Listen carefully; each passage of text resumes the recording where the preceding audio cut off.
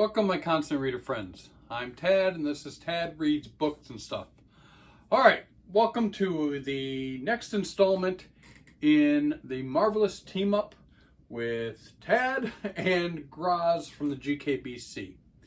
As you know, if you've been following the series, we are currently reading Preacher by Garth Ennis and Steve Dillon.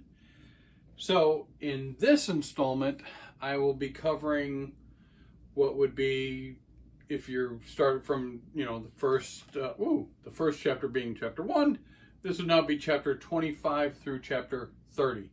So 6 more chapters. The first 2 are in book 2, and then the next 4 are in book 3. So let's get chapter 25 and 26 out of the way. I am doing it this way now. I'm not showing pictures this time. Unfortunately, a lot of the really cool pictures that I would want to show from the book are not appropriate for YouTube. Very visceral, very rude, very horrific. Some of the images in these chapters. But let's start off with chapter 25 and 26 in book 2.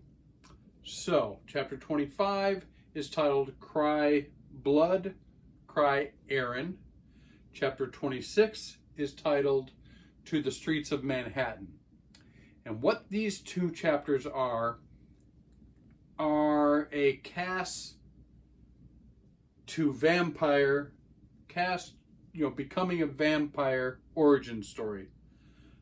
But just done kind of real quickly in only 2 chapters.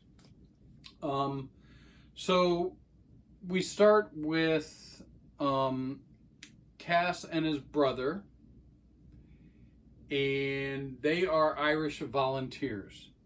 Now, the Irish volunteers were a militant organization founded by Owen McNeill in 1913. So this is taking place in this time period. We see that this person, Patrick Pierce, seems to now be running the Irish Volunteers. So this happened around 1916. Because what happened was Patrick Pierce kind of infiltrated the Irish Volunteers. In fact, he was a member of the secret organization, which eventually was found out to be the Irish Republican Brotherhood. So Patrick Pierce has kind of infiltrated himself into the Volunteers, kind of taken over leadership from Owen, and has ordered what would become known as the Irish Uprising. And this happened in 1916. So this is where we're at. Now, in history, Owen denounced this, actually went in the newspapers and said, hey, do not do this. My volunteers, I did not okay this. I did not approve this. And so... And in 1918, actually, Owen McNeill becomes the first dial of the Sinn Féin, which was another political organization, leftist. There's even now a LGBTQ section of the Sinn Féin. If you want to research this type of Irish history, have at it. I'm not going to go into it anymore. It is something that interests me. I am 50% Irish, so it's something that I love history, so it's something that interests me. So anyways, I thought it was really cool.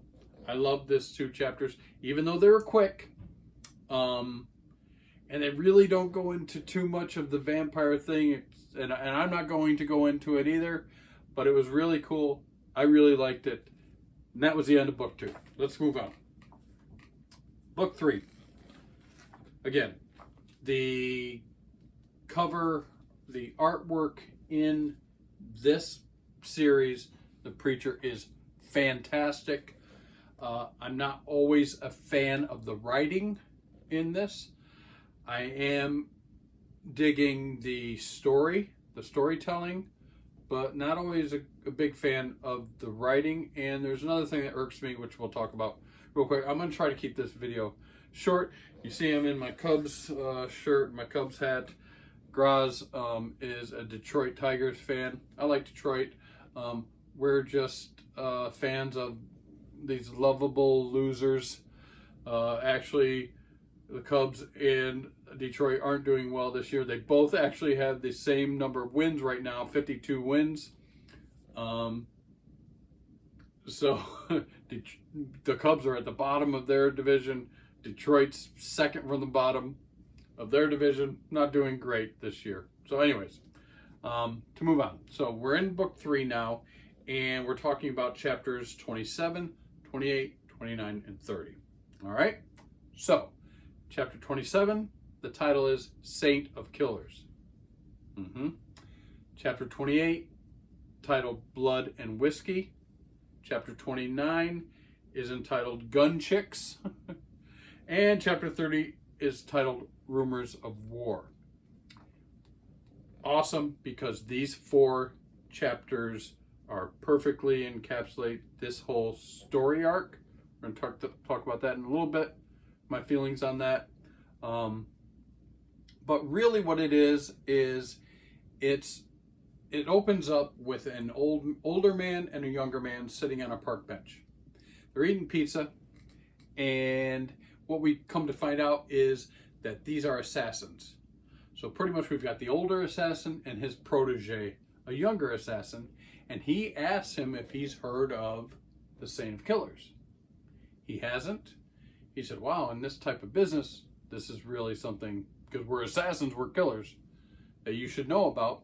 And he proceeds to tell him the story of the Saint of Killers, which again is another origin story for the Saint of Killers. We learn what happened kind of to the Saint of Killers family. We learn why the Saint of Killers' heart has become so cold he freezes over hell. We learn that the Saint of Killers kills the devil, and we learn how the Saint of Killers becomes the Saint of Killers. These 4 chapters are awesome. I love them. Again, very visceral, very rude, a lot of bad words, so I can't show you a lot of it because every page has, swear words and gruesome pictures and things I just can't show like I've been doing recently. I probably could pick out some boring pictures to show and do a voiceover, but I just didn't want to even do that. But I'm not going to give a lot away. I thought the story's great. Jay, you probably would like this because it's a Western. It's a cowboys, country Western story, and it's awesome. I'm starting to dig the character. We'll see where this story arc goes. Why I keep mentioning story arcs. This is my only kind of thing that's irking me with the story right now. So, why I really enjoy reading graphic novels and comic books is because they're episodic. I like that they are episodic, usually a couple of stories in a small arc, which is encompassed in an overarching story, and sometimes even even more overarching story. But what I like is that I can come home from work, and from a stressful day, I'm beat up from work, I can sit down, relax, and I can pull out a nice graphic novel and I can read an episode. What happened was, this is how it always was. Hey, whoever, Marvel or DC would say, to their author, I need 10 pages by this date, because it's got to go to the artist. The artist's got to ink it. We've got to color it. We've got to get it all done in a certain period of time so we can publish it every month on schedule. I love that. I love that episodic kind of old Penny Dreadful type of reading. Kind of the cooler talk you could with your friends. Hey, have you seen the latest Amazing Spider-Man? You know, what do you think is going to happen next? I love that. And I love the fact that I could just sit down and in 15 minutes, 20 minutes, I've read that episode. Boom, done. Alan Moore came along and said, nope, bullshit, I'm not going to mess with that. A story is a story. It's going to be as long as it needs to be. It can be 20 pages, 30 pages, 40 pages. You'll get it when I'm done with it. And he kind of bucked the system, which I loved about him. He is my all-time favorite comic book writer, but it kind of took me out of that, you know, you never know kind of thing. I kind of liked it at first because it was rebellious, but now I'm older and I want to just come and read, you know, my 10 pages, my 12 pages, you know, and this isn't that. Yeah, some pages are 11 pages, you know, some chapters are 11, 12 pages and you're done. Some are 40, 50, 60 pages long. And that's kind of irking me right now with this, because that's how this is. But, you know, I see the pros and cons of both. Again, I just like to come home from work, read my 15, 20, 30 minutes max, relax, enjoy it, and then can't wait till the next one. But this is kind of irking me because it's all over the place. You don't really know how long each chapter is going to be.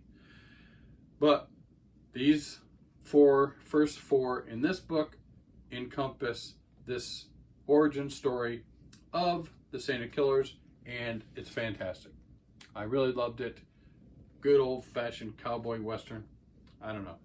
So I'm trying not to give much away like I usually do. I usually just, you know, tell you what happened in each time. I didn't do it this time.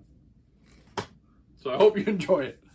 As usual, if you find any entertaining value in my videos, please like, please subscribe, please leave me comments. And until next time, peace out.